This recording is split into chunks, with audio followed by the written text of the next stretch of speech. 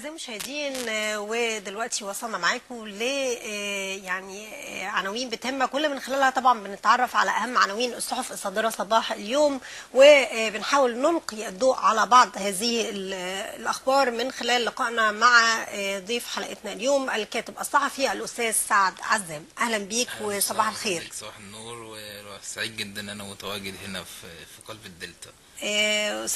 أستاذ سعد، خلينا احنا قبل ما نبتدي جولتنا الصحفية وقبل ما نبتدي التعليق على أخبارنا، بالأمس كان افتتاح المؤتمر السنوي لمؤسسة الفكر العربي، والسيد الرئيس عبد الفتاح السيسي ألقى كلمة في افتتاح هذا المؤتمر. وطبعا يمكن هذا المؤتمر الهدف منه هو تجميع كلمة العرب وتوحيدهم في مواجهة الأزمات ومواجهة الإرهاب أيضا. تعالوا دلوقتي قبل ما نبتدي جولتنا الصحفية نتذكر مع بعض جزء من كلمة السيد الرئيس بالأمس في افتتاح المؤتمر السنوي لمؤسسة الفكر العربي. بسم الله الرحمن الرحيم. صاحب السمو الملكي الأمير خالد الفيصل، مؤسس ورئيس مؤسسة الفكر العربي، معالي الدكتور نبيل العربي، أمين عام جامعة الدول العربية، السيدات والسادة الحضور، يسعدني أن أتحدث اليوم إلى لفيف من الأشقاء الأعزاء والأصدقاء الأوفياء في مؤتمر فكر الرابع عشر الذي يتزامن انعقاده مع ذكرى مرور 70 عاما على إنشاء عودة مرة أخرى أعزائي المشاهدين وصباح المحروسة، وبنبتدي جولتنا الصحفية مع ضيف حلقتنا اليوم الكاتب الصحفي أستاذ سعد عزام. يعني متهيألي هنا الكلمة اللي ألقاها السيد الرئيس عبد الفتاح السيسي تعبر عن حال اللي هي الدول العربية، الأمة العربية اللي بتمر بيه الدول العربية، سواء اللي بيحصل في اليمن ولا اللي بيحصل في سوريا ولا العراق وليبيا. طبعا وبالتالي احنا محتاجين بقى في الوقت ده ان يكون في اتحاد ما بين جميع الدول العربية، لازم يكون في توحد من خلال مؤتمرات وجلسات مع رؤساء الدول العربية عشان مواجهة الإرهاب، لأن الإرهاب دلوقتي بصراحة مدمر الدنيا خالص. يعني مثلا لما تيجي تبص في ليبيا واللي بيحصل في ليبيا وذبح المصريين، وبعد كده حتى يعني طلع من بره الدول العربية وبينول دول تانية أوروبية.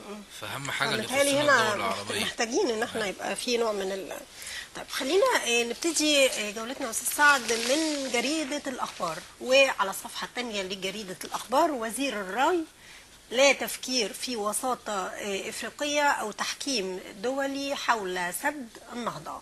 مصر لن تسمح بانتقاص حصتها التاريخية من مياه النيل. سد النهضة يعني وأثيوبيا بصراحة يعني مشوار لازم حسمه، لأن احنا بقالنا كتير قوي من أيام ما كان موجود وهي كانت فكرة، يعني يمكن فكرة قديمة بالنسبة لهم، يعني يمكن كمان من قبل حكم زمان، من أيام الجماعة الإرهابية، ولكن هو كان الفكرة كانت موجودة، ولكن هم كانوا يمكن في نوع من التخوف شوية، يعني ان هم يقدروا ينفذوا هذا المشروع. لكن بنقول جالهم بقى يعني شوكة قوية شوية. لا لازم حسم مشوار سد النهضة ده. يعني احنا لازم نحسمه، لأن الحوار خد وقت وخد كلام كتير وفشل مفاوضات وفشل. يعني اعتقد ان المفروض بقى يبقى في نوع من حسم. يعني الحسم في هذا الامر عشان نقدر بقى يعني يبقى هو لازم حسم الامور واضحه كمان. طيب خلينا برضو على الصفحه الثانيه لجريده الاخبار، ما زلنا معاها. تشغيل تجريبي لطريق المنيا البويطي، اول مشاريع شبكه الطرق القوميه، وافتتاح محور 30 يونيو العام القادم. ده برضو يعني متهيألي يعني الخبر ده بدأت العجلة تدور شوية، والمشاريع بدأت تشتغل، وبالذات يعني الصعيد شوية محتاج يعني هنا يعني الصعيد محتاج فعلا نظرة قوية بالنسبة لكل يعني كل المرافق، ونظرة للأماكن والقرى البعيدة. في ناس في الصعيد مش يعني مش عايزين نتكلم يعني في صرف صحي، في مية، لا يعني محتاجين يبقى في نوع من نظرة نظرة شوية. قوية بالنسبة لصعيد مصر. وبالتالي برضو بنلاقي برضو عدد من التحقيقات الصحفية في الجرايد بقت بتخص الجانب الصعيدي شوية. لا احنا محتاجين برضو يبقى في اهتمام بشبكة المواصلات وشبكة الصرف، يعني امور كثيرة المفروض يبقى في اهتمام بيها في محافظات الصعيد. خلينا ننتقل من الصفحة الثانية للصفحة الثالثة لجريدة الأخبار. توقيع عقد محطة كهرباء دمنهور بتكلفة 1.3 مليار دولار. رئيس الوزراء اعلان حركة المحافظين بعد تقييم المرشحين. الخبر ده يعني نقول قنبلة خبرين. لا هي دمنهور لما نيجي نبص لها كمحافظة البحيرة هي محافظة كبيرة. يعني عدد المراكز بتاعت والقرى الموجودة فيها كبيرة جدا في دمنهور. وانا دايما ساعات بطلع من طنطا اروح دمنهور. يعني دمنهور محتاجة شغل بالذات كمان بعد حادثة السيول الرهيبة اللي حصلت في دمنهور. ده المفروض ان يبقى في لازم يكون في عادة كده. اما فيما يخص بقى حركة المحافظين فهي اتأخرت بصراحة. يعني هو بقى يعني المفروض ان بعد البرلمان ده بعد انعقاد متهيألي اعتقد ان بعد انعقاد الجلسة الاولى للبرلمان وبعد انتهاء 15 يوم من تشريع القوانين وإعادة يعني النظر في القوانين هيكون في حركة في المحافظين. واعتقد ان يعني هنا هيبقى بقى هنا كل واحد على حسب يعني الانجاز الموجود داخل محافظته. هيبقى في نوع من الشفافية. في محافظين متواجدين الآن يعني مش عاوزين نتكلم، لا مش هنحدد حد قاعدين يعني على الكرسي. لا هم قاعدين على الكرسي بصراحة، قاعدين على الكرسي مستنين البرلمان يجي عشان خاطر هم يتوكلوا على الله. طب خلينا في خبر أيضا على الصفحة الثالثة لجريدة الأخبار. وزير الداخلية: لن نسمح بخلط الأوراق لإسقاط الشرطة.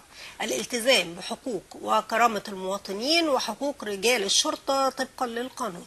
وده يعني طبعا ده بعد الحوادث اللي احنا بنشوفها الأخيرة من خلال التعذيب برضه بعض المواطنين والمعاكسات الأمنية هو برضه لرجال الشرطة. يعني احنا برضه مش عايزين نقول ان هنا في بعض يعني يمكن سمعنا ان في اخطاء فرديه وفي بعض الناس يمكن بتستغل يعني بعض الحوادث البسيطة وممكن بتكبر المواضيع. خلينا نقول ان اللي بيحصل من بعض ضباط هو هنلاقي عدد هي حاجات فرديه. حاجات يعني فرديه حاجات شخصيه يعني مش هنقدر نقول ان ولكن اعاده الامن والامان للبلد في هذه الظروف بصراحه خلينا نتكلم لازم البلد تكون منضبطه شويه. خلينا يعني استاذ سعد نقول الحقيقه برضو ان احنا يعني الوضع نرجع لورا. الوضع بقى افضل من الاول. ما انا بقول لحضرتك مش عاوزين نرجع لورا زي ما كان يعني موجود. الوضع افضل كتير من الاول يعني من بعد 2011 يمكن عايزه اقول ان الوضع دلوقتي تحسن كثير. لا يعني اختلف.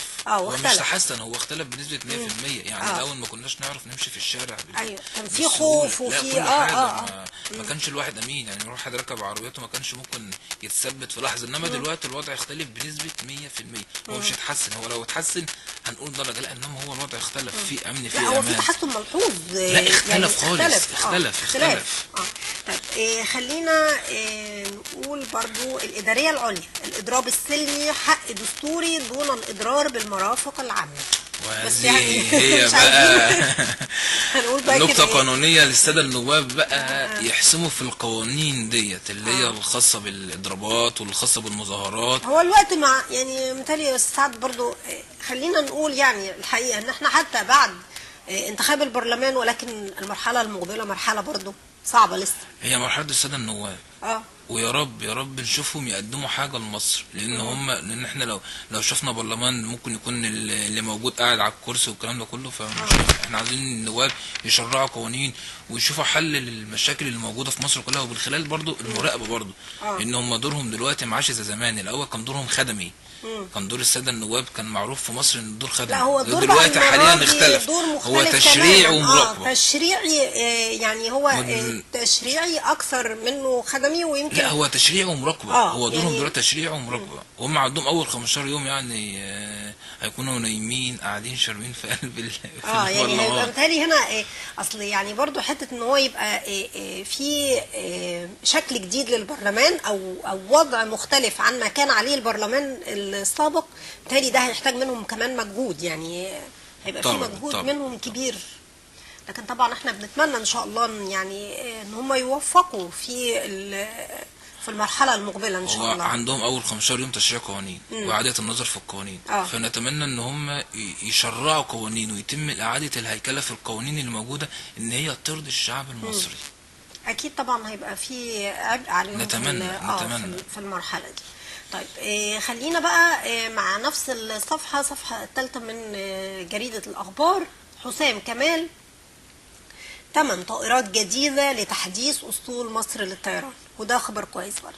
خلينا نتكلم ان اللي احنا بنشوفه في الدول العربيه بالفعل ما يتم دلوقتي من تسليح الجيش.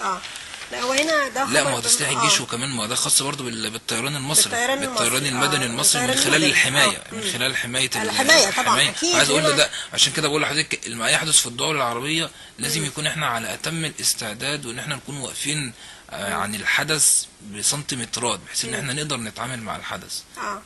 فمثالي هنا يعني عمليه كمان تحديث الطائرات، وعمليه ان يبقى في تحديث لهذه الشركه العملاقه. الوضع اختلف، الوضع هيختلف تماما. الارهاب دلوقتي ما عادش بيفرق بين مسلم وبين مسيحي وبين لا، الارهاب دلوقتي طاغي جدا. خلينا برضو مع جريده الاخبار وعلى الصفحه 5. الرئيس يبحث مع الجيوشي الموقف التنفيذي ل70 مشروع لإنشاء وتطوير الطرق بتكلفة 11 مليار جنيه. السيسي تجديد الرقابة على الطرق ومنع الحمولات الزائدة حفاظا على أرواح المواطنين. وزير النقل إنشاء جامعة بتكنولوجيا ألمانية ومحكمة للنقل والمواصلات. ده متهيألي حاجة يعني لو يعني المشروع ده احنا محتاجينه.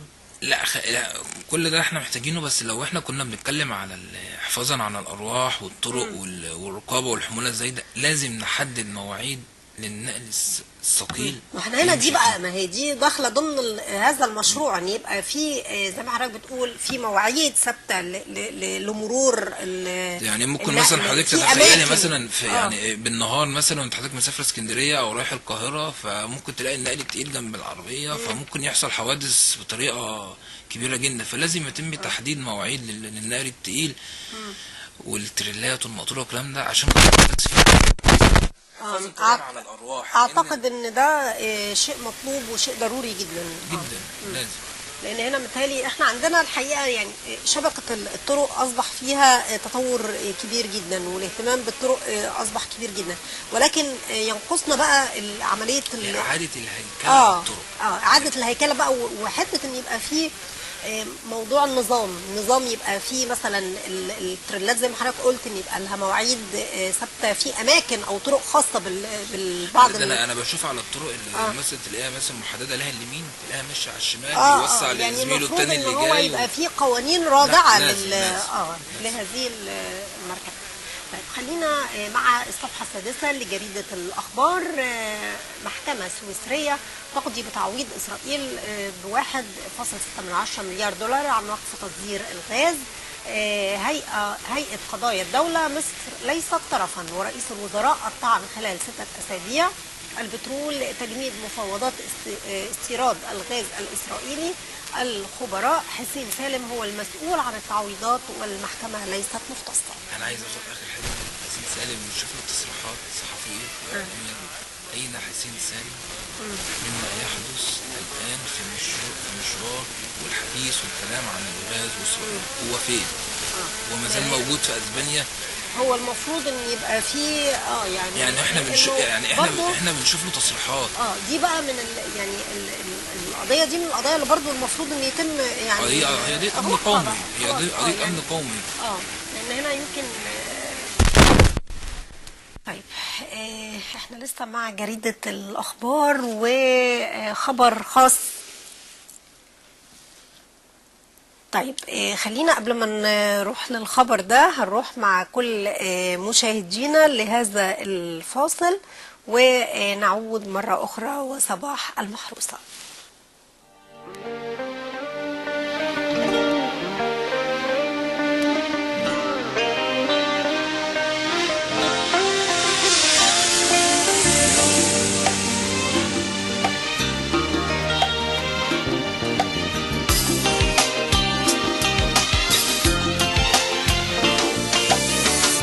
في مصر الحب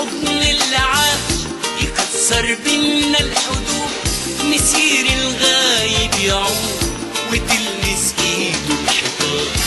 مصر قريبة وأوان يدوب جواها الغريب، ما بالك وانت القريب أخويا وصاحبي. وانت ماشي في مصر شايف ألف ضحكة بتناديك، وانت ماشي في مصر عارف إنها فرحانة بيك.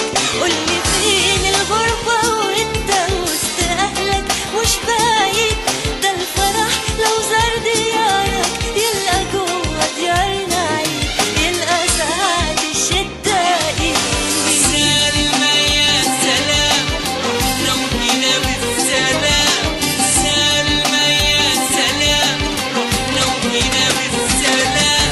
نهار وليل مصر صحية تبارك فينا النوم، تقابل ناس بالمحبة تزيد الشوق يدوم. في مصر تكون متصبح الكل عليك حبيبي يا غالي، لسان الناس بالكلام الحلو ينقط سكر حالي. كل شي فيها طيب، فيها حاضر فيها طيب، فيها يتلاقوا الأحبة وبين قلوب الناس تطيب. نهار وليل مصر صحية تبارك فيها النوم. وانت ماشي في مصر شايف ألف ضحكة بتناديك، وانت ماشي في مصر عارف إنها فرحانة بيك. سلمى يا سلام رحنا وجينا بالسلام، سلمى يا سلام رحنا وجينا بالسلام.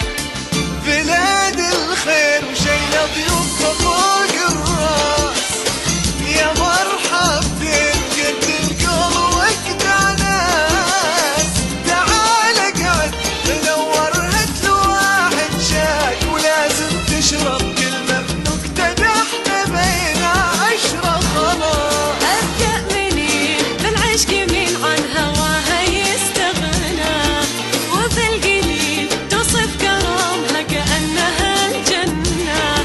جمع الحبايب والجيران ما فيهاش غريب عني. اسهر يا ليل غني يا عين قسم وسلطني.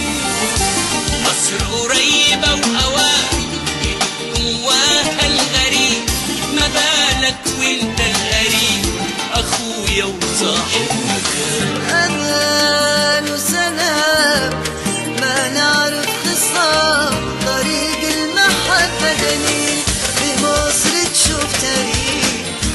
حكاوي الزمان وقعدة في قرب النيل، تنسيك هموم الدنيا تصف القلوب وتروح. صديقة وحبيبة وصدقة وأجمل كيان وروح. شوف نفس الملامح والوجوه، العظم يحتار ويتوه، والعين ما تقدر تفرق أبدا ما بين عربي وأخوه. أمان وسلام ما نعرف خصام، طريق المحبة دليل. في مصر الحضن اللي عاش يكسر بينا الحدود، مسير الغايب يعود وتلمس ايده. وانت ماشي في مصر شايف ألف ضحكة بتناديك، وانت ماشي في مصر عارف إنها فرحانة بيك. ألف ضحكة بتناديك قريبة وفرحانة بيك. في مصر كل الوشوش تعرفها، مصر قريبة. أعزائي المشاهدين، عودة مرة أخرى وما زلنا بنواصل جولتنا الصحفية مع ضيف حلقتنا اليوم الكاتب الصحفي الأستاذ سعد عزام. يعني يمكن لسه معانا خبر شيخ مشايخ شلاتين حلايب مصرية وادعاء البشير من تدبير جماعة الإخوان، وده متهيألي خبر يعني دي اخر نقطه في مصر. يعني اخر نقطه في خريطه مصر، والكلام كان عليها ايام الجماعه الارهابيه. كان كتير جدا ان الجماعه الارهابيه كانوا عاوزين هيسيبوا حلايب وشلاتين طبعا للسودان، ولكن لما جه الرئيس السيسي قال لك هي كانت كلمه حاسمه وكانت كلمه قويه، مفيش تفريط في نقطه من تراب مصر. ايوه، فدي طبعا يعني خلاص يعني حسمت طب خلينا مع اخر خبر. يمكن لسه احنا كان معانا اخبار كتيره، ولكن يعني عشان طبعا الوقت، اخر خبر معانا طوارئ بالمحافظات لمواجهه تهديدات الامطار والسيول، ودي متهيألي مهمه جدا. هي مهمه بس يا ريت المحافظين يعملوا بيها. ليه؟ بقول لحضرتك على حاجه، نفس التصريح دوت قبل السيول ما كانت تبقى موجوده في طنطا كان بحوالي 6 ساعات. طلع محافظ الغربيه المتواجد حاليا المحافظه على اتم الاستعداد لمواجهه السيول والامطار، وطنطا كانت غرقت. طب يعني نتمنى لا هو اكيد طبعا يعني يمكن المرحله المقبله هيبقى اكيد في طوارئ، ويمكن دي احنا شفناها ان في عدد كبير من الاستعدادات. استاذ سعد عزام، بشكر حضرتك جدا لهذا التحليل، وان شاء الله بنتقابل مع حضرتك في حلقه. اعزائي المشاهدين، ما زلنا بنواصل لقائنا معاكم وصباح المحروسه. بنروح معاكم لفاصل ونعود مره اخرى.